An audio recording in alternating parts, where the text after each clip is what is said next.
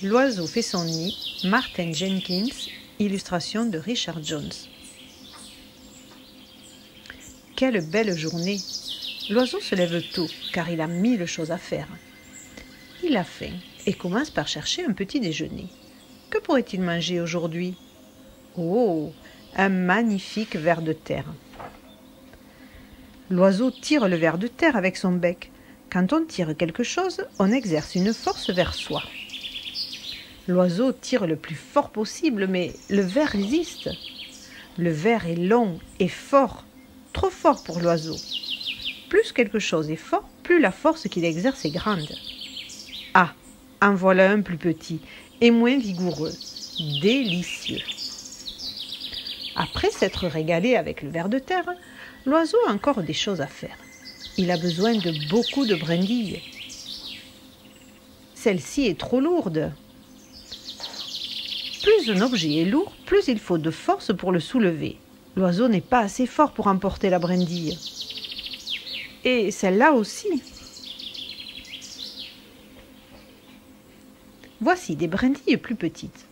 L'oiseau peut porter celle-ci car elle est juste à sa taille. Il peut aussi porter ces deux-là car elles sont plus petites. Il peut même en transporter 3 ou 4 minuscules. Mais parfois son bec est trop petit et des brindilles tombent.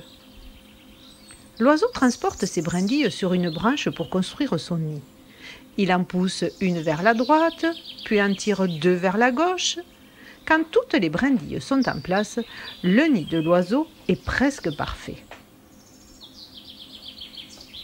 L'oiseau travaille toute la journée, en volant de ci de là.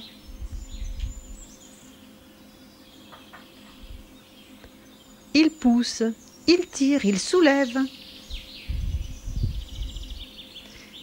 et transporte ses brindilles.